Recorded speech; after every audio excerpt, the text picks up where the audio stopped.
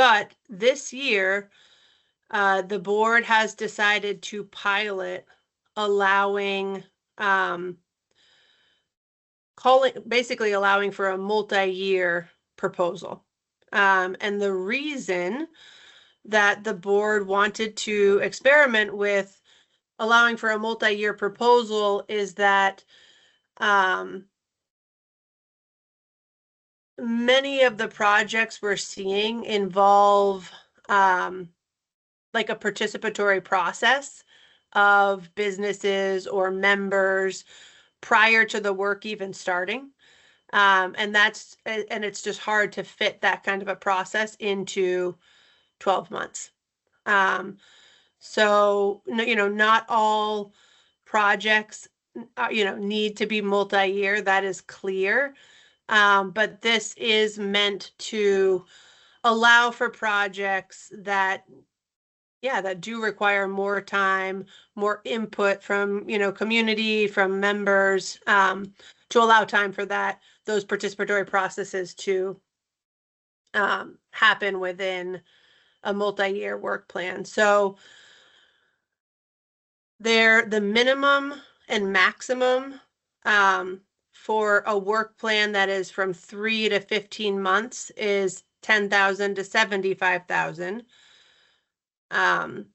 And that 15 months ends before the next application cycle. I think it's important to clarify that. But the $10,000 to $100,000 minimum and maximum award amount is only eligible for work plans that are multi-year, so that are a minimum of 24 months and a maximum of 30. Every applicant, you have the flexibility to identify the work plan that best suits your intended project. There's no, there are no other stipulations to like choosing one category or another. It really depends on the nature of your project. And also consistent with last year, there are no matching funds required for this grant any longer.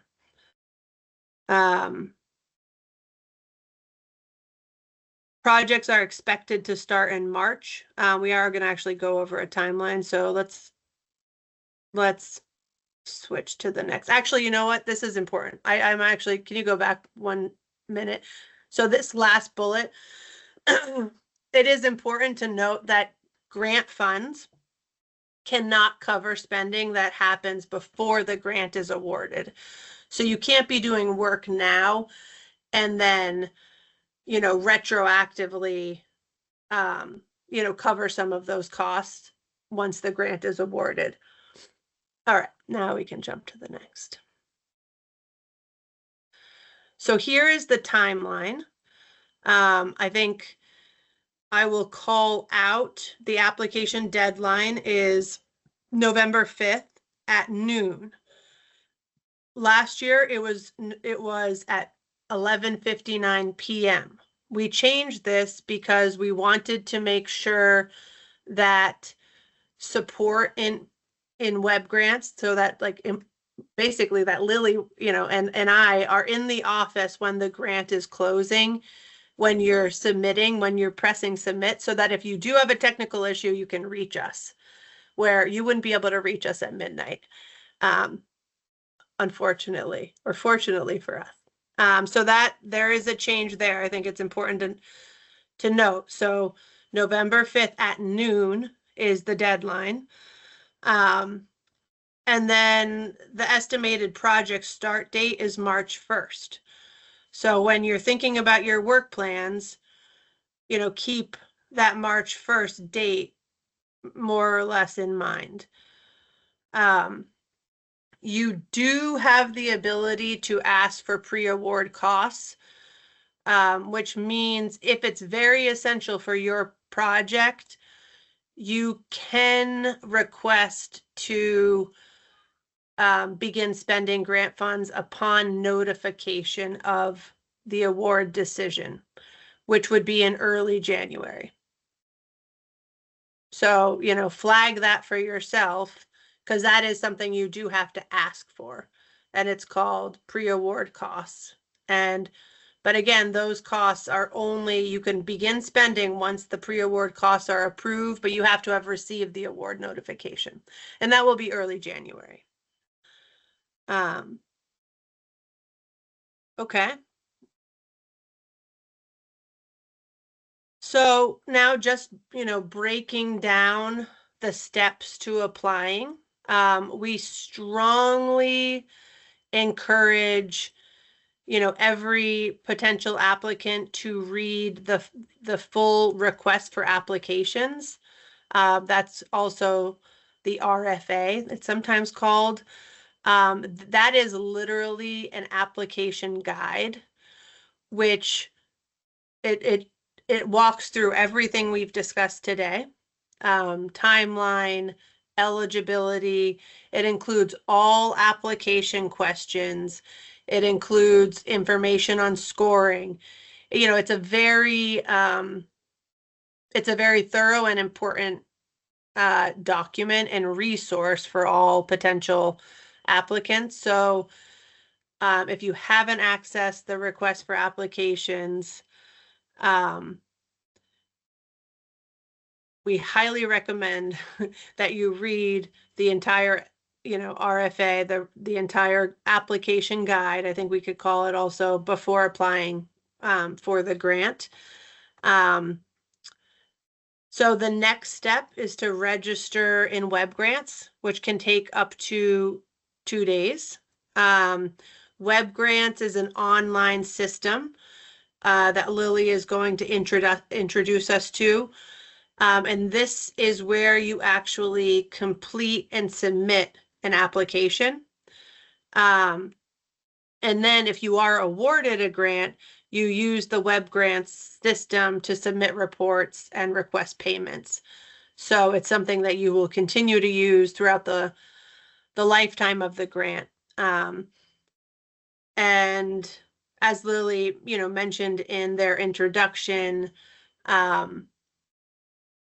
they are here to answer questions and, offer support, troubleshoot in registering and or just navigating Web Grants. Yeah, and then the last step after you're registered in Web Grants is to go ahead and complete your application in Web Grants, and then submit. I will say, and we have a tips slide coming up, but I will mention it now that we have heard from many applicants, and I think we recommend working on an application in a Word document and then like copy and pasting it into Web Grants.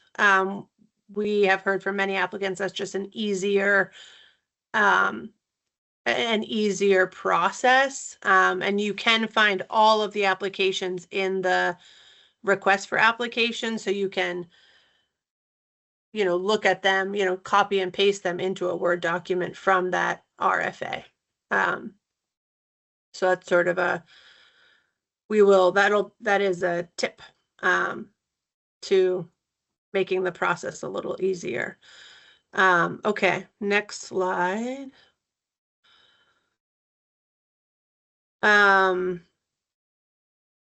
Yeah, so the application itself, which you can see in great detail in the request for applications, but it has 5 major sections. The first section is applicant information, and this is actually made up entirely of universal questions that are collected across all of the agricultural development grant programs. And all of the demographic information is anonymous, and it is not, or like the specific demographic information, which is a part of the universal questions. I think it's really important for us to highlight that those are anonymous and they're not linked to your application. So when somebody goes in to review your application, they're not connected in any way to to your individual application. And it does lay that out again in web grants in the instructions when you get to that part of the application. So applicant information, and then there's a section that gathers information on the specific project. There is a section where you identify the key goals of the project and the outcomes, the measures that you will use to measure success. There's a work plan, which is like a calendar, and then there's the budget. And you do need to upload quotes for items that will cost more than $5,000.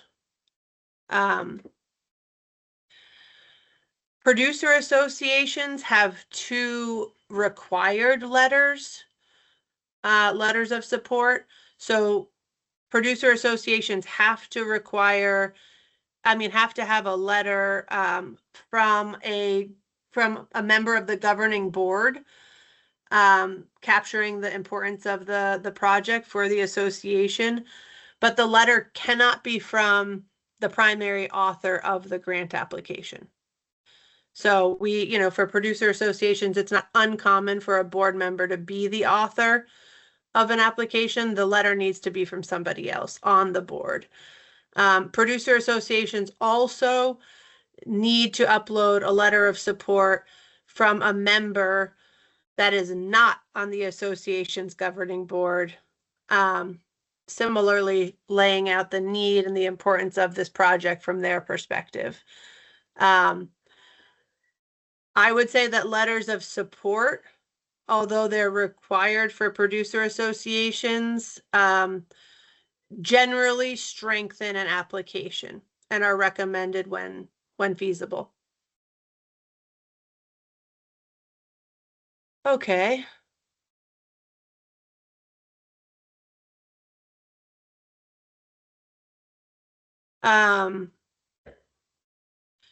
So I think we can go to the next slide.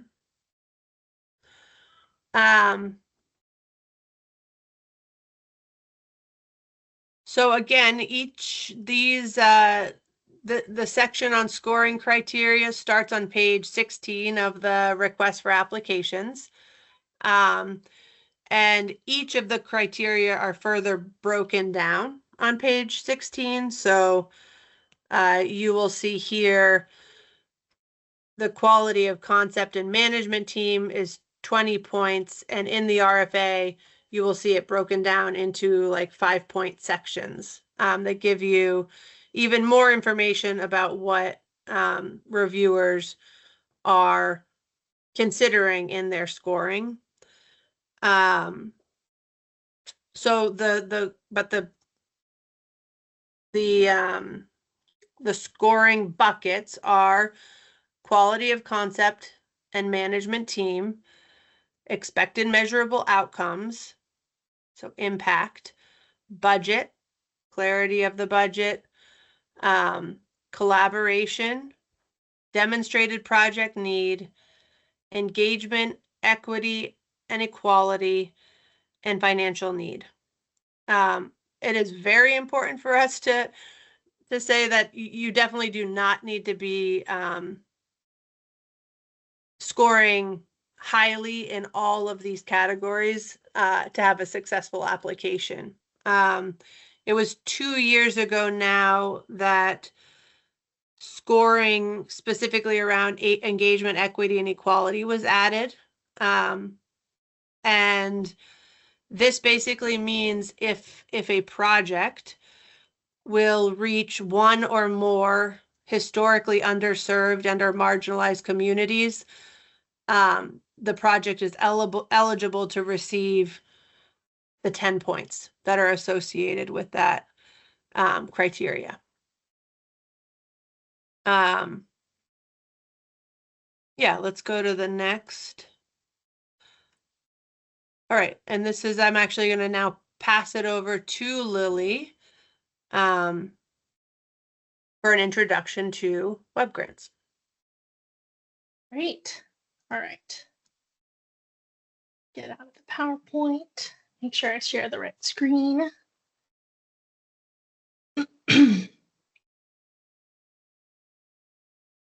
Okay. Can folks see registering web grants document? Yeah. Okay. Wonderful. Yeah. So I'm going to go over just the process of first being able to get registered within web grants. Is the first step really in starting the application process once you've reviewed the RFA, and then going in and actually how to navigate web grants, just pointing out, you know, some of its functions, some of its eccentricities as a grant management system for folks. So we have this document here that's also linked in the RFA of how you can register in web grants. And it will pretty much step by step with screenshots show you how to get in there. This is what the registration page looks like.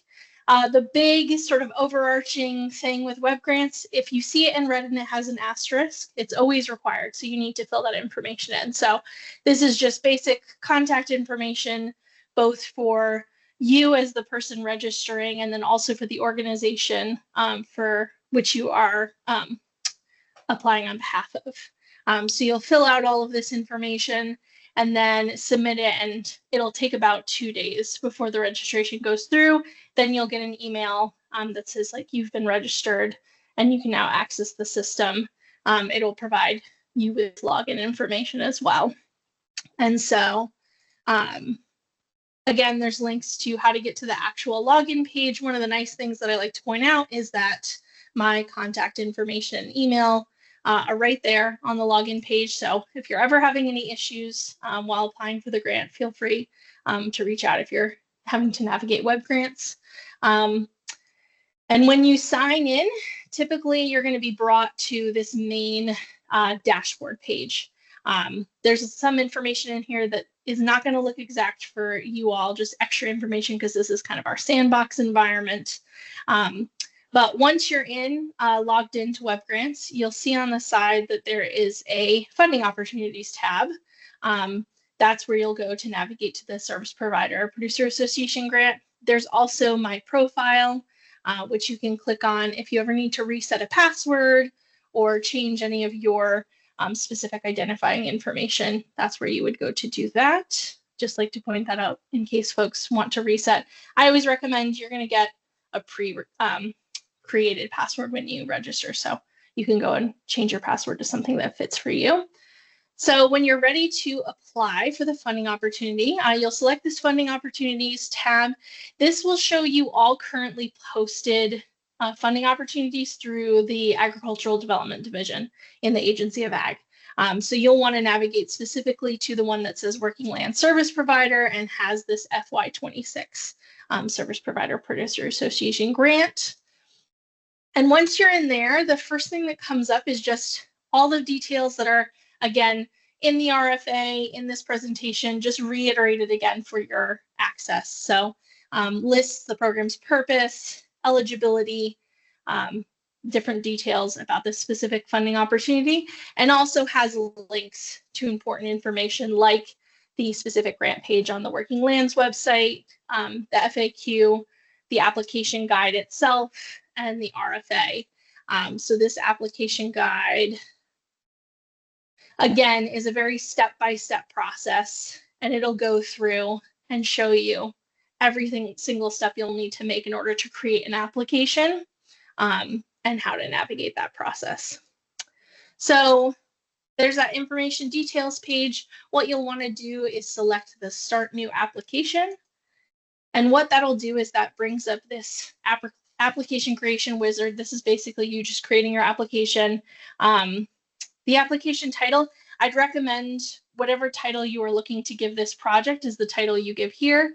It's okay if you first just say like my org's, application, but I would give it some more identifying information later on if you need to. But if you can just think of the title now to put in, that's helpful, but we're just going to put it as a test.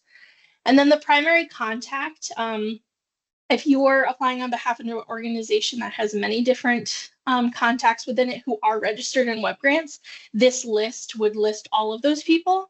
So whoever you want to be the primary contact within your organization is who you'd want to select here. So it's our tester one. You'll hit save information, and then it'll bring up the actual organization. If you happen to be connected with, say, multiple organizations, there'd be a long list. But if it's just the one organization that you're connected with, that's what lists here. And then you can save that. And then this is optional. So again, anything with black text, no asterisks is optional. This would be if you wanted another individual within your organization to also be able to participate. So like in this case, if I said, Lily, I want Lily to be able to have access to this application, you can add additional folks. And again, this is everybody who's already registered in WebGrants. So that's just something to think of. If there anybody who you want to help with this application, they need to be registered. So once you go and save that information, this brings up the main application itself. So like Elizabeth had said, there's a lot of folks who have recommended filling this out separately, like in a Word document. But I highly, highly recommend, before the grant application deadline, just going through familiarizing yourself with all the components of the application as it is in WebGrants, just to make sure that, the time you're committing to filling out will transfer over as easily as possible.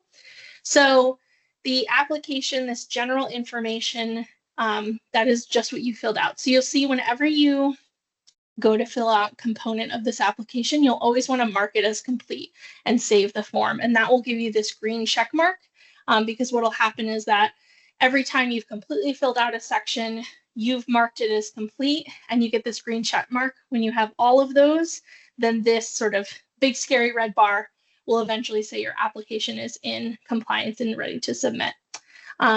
So I'll go through just some of these components just to point out some more unique aspects of the application. But as Elizabeth had mentioned, there's this global application form that all applicants for any agricultural development funding opportunity will fill out.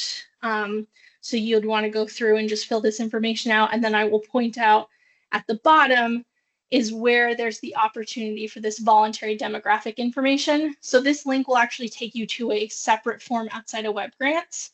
One thing I recommend whenever you're clicking a hyperlink within WebGrants, to either right click and open like a new tab, or you can control and click on it. Sometimes it will just open it up as a new tab in your browser, but sometimes it might just go to a completely new page and you don't want to lose potentially any information you've already filled out. So just a recommendation for navigating WebGrants itself.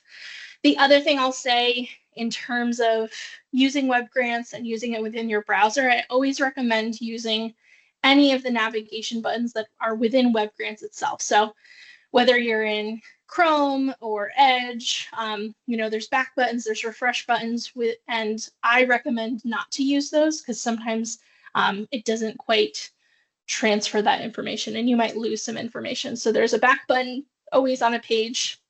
There's these save forms, always just saving as you go along. But if you hit the back button, it might ask you, do you want to change anything? You may not have saved. We haven't put anything in, so that's fine. And then it'll bring you to sort of this overview of what you've completed with that section, and it'll pop up these different tabs where you can navigate to the different components of the application, including that list again. So again, just try not to use your browser's navigation buttons, but use these internal ones. And so Elizabeth ran through all the different components, so I will just point out some of the sometimes trickier elements of the application within WebGrants. So here we have this goals and expected outcomes table. And what you're going to be doing is implementing different rows into it in order to fill this out. Sometimes you'll see that it'll just say the add row, and then what you can do is just click and fill in that information and then save it. So I'm just going to put in test, and then I'm going to save it. And then it will create a line with all the information you've put in. And then what you can actually do is hit edit all rows, and then the entire table becomes editable. So as opposed to having to go in and put in each individual one, once you say, put in all of the information for your goals, you can go in and edit it as a large list.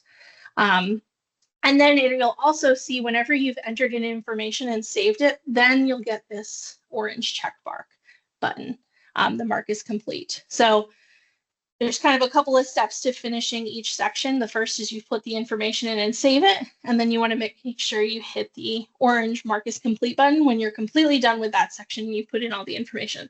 If I were to go and try to do this now, I get this notification, a minimum of 3 rows is required. So this is also included in the RFA. So this is kind of a check and balance piece to WebGrants to just make sure all the information that you would need to include is included. And similarly, this project work plan is also set up as a table that you will add in rows to fill in the information that's required. And then for the budget, this is actually set up as a table all on itself that you can just fill in the information for. But the couple of things that I want to point out and are listed here in the instructions as well, the details and purpose column is a required column. So all information in that column must be filled in. What you can do is that if for that budget line item, it's not something relevant to your project, you can just put NA and just make sure there is text within each of these fields, even if it's, NA because it's not relevant for the project. Sometimes what does also happen here is where it lists $0 right now. If you were to say, fill in this table, all the relevant information has put in, you've saved this grid up here in this green button, and you go to mark it as complete and it says missing grant request information. Sometimes what I recommend is just adding in a 0 yourself. So just kind of going through and just putting in a 0. Sometimes WebGrants might not pick up. It doesn't happen all the time, but it has happened enough for folks that I usually like to point it out. If it's saying you still haven't filled in all the grant request information in this column, it might be that it just didn't pick up on that default 0. And I'm gonna save this. So again, I've saved it. There's no information here, but again, that orange mark is complete button will come up again. And then there is this section speaking to the letters of support that are either optional or required, depending on what entity is applying. This is where you would put those in. And so it's a simple, you select the file, it would bring up your own computer's internal file system, and then you would upload the relevant document. And the last piece that I will point out, sorry, just Teams is in the way. Okay. The last piece I'll point out is this Agency of Agriculture Water Quality Certification. This is also required for all grant applications for the division, just certifying compliance with the Agency of Natural Resources. And again, this is a place where you'll be able to select a file and upload. We have a link right here to the document you'll need to fill out. Again, I'd recommend right-clicking, open the link in the new tab, downloading that file and filling it out, and then uploading it into this field. I find sometimes folks will electronically sign it, but the electronic signature doesn't quite go through. So always just double check when you're filling out forms like that, that the signature has actually gone through, because sometimes that happens with this specific question within applications. And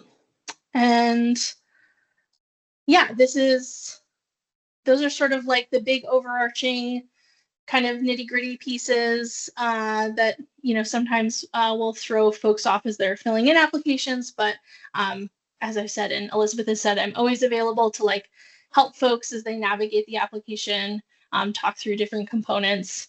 And I definitely recommend, if you're someone who's going to be filling the application out in, say, a Word document and then transferring everything over, always review what copied over, make sure you're formatting, any special characters that you had within your text did actually transfer over. Sometimes those things won't show up, or they'll show up as a question mark or a box. So just always reviewing the information you actually copy over to WebGrants.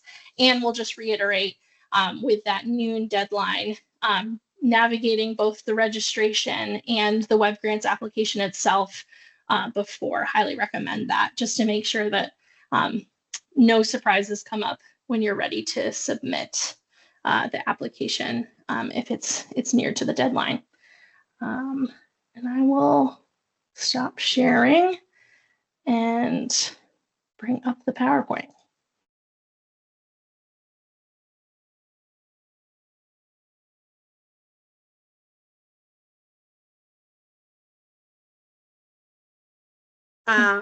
I'm aware that we have 10 minutes remaining, and I want to make sure we have some minutes for questions. I can also stay on a bit later if the questions, if other folks are able to stay on and have, lots of questions.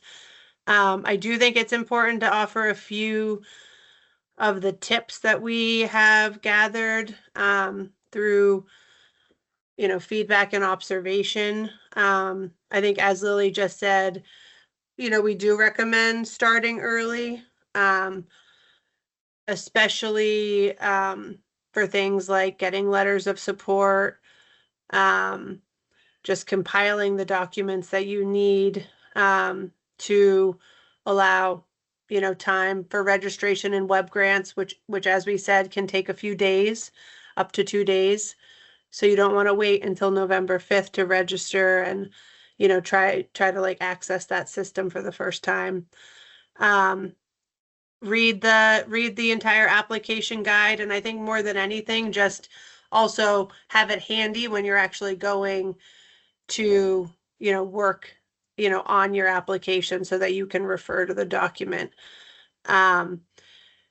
Please, we welcome questions. I think Lily also just emphasized this. Lily is here to help with navigating web grants, and I am absolutely here to help you understand if a project is eligible. We as staff are not able to review applications, like, offer editing, inline, sort of like application support, but we can talk about eligibility and answer programmatic questions. We definitely are not able to give you any sort of estimation or opinion on whether a project will be funded. One, staff do not make the funding decisions. As I explained, it's a very participatory process. We also won't know what the pool of applicants looks like until the funding opportunity closes. But we do suggest that you review quite closely the scoring criteria. And you can see the points associated with different criteria, and just do a self-assessment about whether the project successfully responds to the majority of the scoring criteria. And again, those are on page 16 of the request for applications. We've already discussed the drafting responses in a separate document. So let's skip to the next page. Yeah, write an application. Even if you work for a well-known entity, a reviewer might still not be familiar with the entity. So do include information that's key for someone who doesn't know anything about you or your organization. I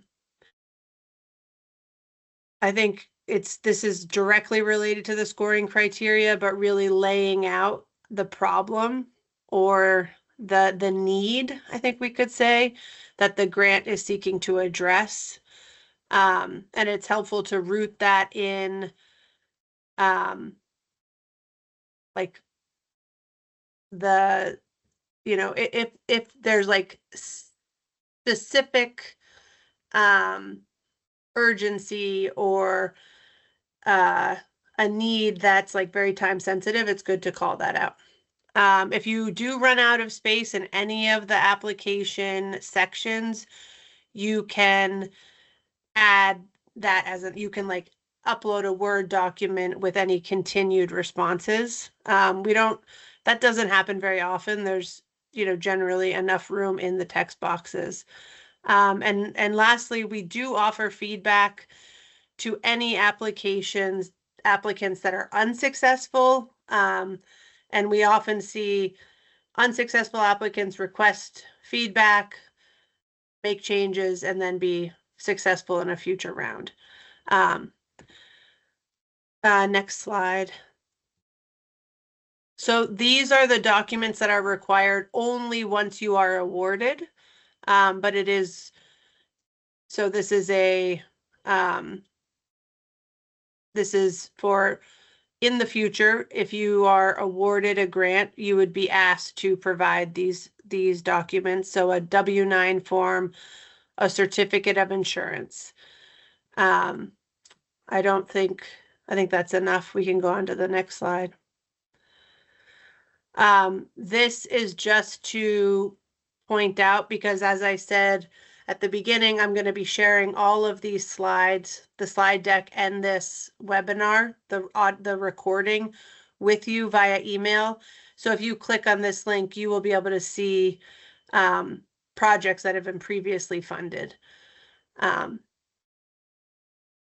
right, I think the next slide gives ways for everyone to stay in touch, both about this funding opportunity, but also about future funding opportunities. And again, my contact information is here again for questions. So we've taken up almost the whole hour. It's a lot of information. That's why we make a point to share the slide deck and share this audio recording. For everyone who registered, all of you, you will receive it in your email. And the recording will also be posted on our website. But any questions? Hi,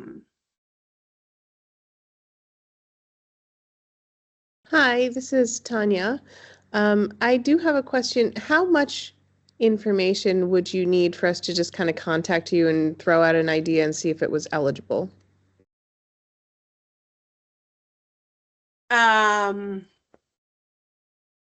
I mean, I think probably the more information you had, the better assessment we would be able to offer. But I think there's no harm in asking. Okay, cool. Yeah, I mean, I don't want to get like super far into a process of planning and then be like, oh, I just wasted my time.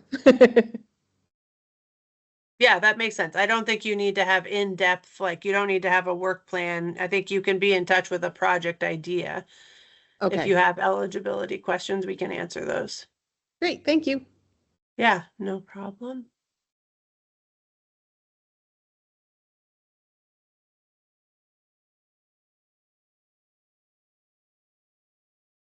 Any other questions?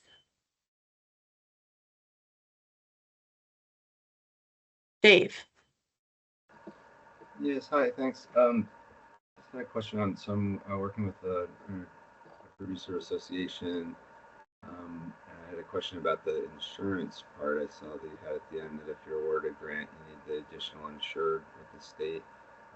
We're a small organization. We don't currently carry any insurance. We don't really have any reason to. So I'm kind of wondering about that component. Like, what exactly, what kind of insurance are we talking about for that? That we would need. Do you want to answer, Lily? And just to Sure, add, yeah. Yep. oh, I'm sorry. Just to add to that, we don't have any employees. We're just a volunteer group of people with a very tiny budget. Mm-hmm. Yeah, the link in there does break down the insurance, the state insurance specifications dependent on the grant project. So generally, having general liability and property damage is required for any grantees with the state of Vermont. And then depending on the makeup of that organization or business, that could also include workers' compensation if there was beyond any if there was any full-time non-family members of the organization, we generally require the workers' compensation, and then any kind of travel that is a part of the project, we have automotive liability. Those are kind of the bigger ones that are, tend to show up at the general liability and property damage, which that document outlines just what's needed in terms of those minimum coverages and kind of goes line by line. And then there's, depending on the makeup of the organization and the project itself, could be more that's needed within the certificate of insurance. Okay. So, and just to clarify, Dave, like if the project requires driving, it could be an individual. It could be like if it's one member of the association that's going to be driving, it can just be their personal automotive insurance. Like it doesn't have to be the producer association's insurance. And if you don't have employees, like the worker compensation won't be relevant. So I think it's worth clicking on that attachment in the slide 19, and you'll be able to see the breakdown. Okay. And then feel free to, like, once you look at it, if you have further questions about like how that would work for your producer association, reach out, but it should be accessible. Okay, great. Thank and you. I can definitely, you and I can continue to, assess that individually. Okay, great. Thanks. Yeah, no problem.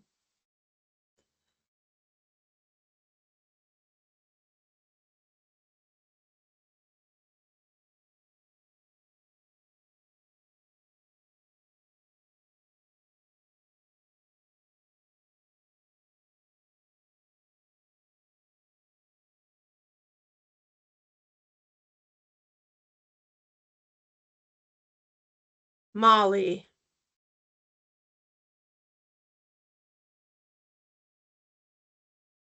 Sorry, hard to find the unmute. I don't know if this is an easy question to answer, but I'm wondering, the services we provide are a little bit less traditional, and if you have any guidance on like who actually qualifies as a service provider, and maybe this is in the RFP and I should look again, but wondering if you can give more guidance about that. So, and do you mean like the types of projects? Yeah, Or- exactly. I think the type of service that we provide is a little Mhm. bit like out of the norm, and I'm wondering what that definition looks like. Mm-hmm. So do you have any sense of like, because rural Vermont, like, you do a whole diversity really of supports. Do you have a sense of where you're thinking of applying? Like, is it because I think that would help me understand like whether it feels eligible or not under like the defined categories. Thank you. And yeah, maybe I can follow up with you too, Elizabeth, because I don't want to take everyone's time, but it would be for the People's Agroecology School. But maybe I'll plan on just sending you a note after, and if we could chat about it, that would be awesome. I think that would be great. And training, definitely, direct training to farmers is certainly eligible. So, yeah, but let's set up, do you mind emailing me and then we can set up a time to talk through the specifics, Molly? That sounds perfect. Thank you, Elizabeth. Okay, yeah, no problem.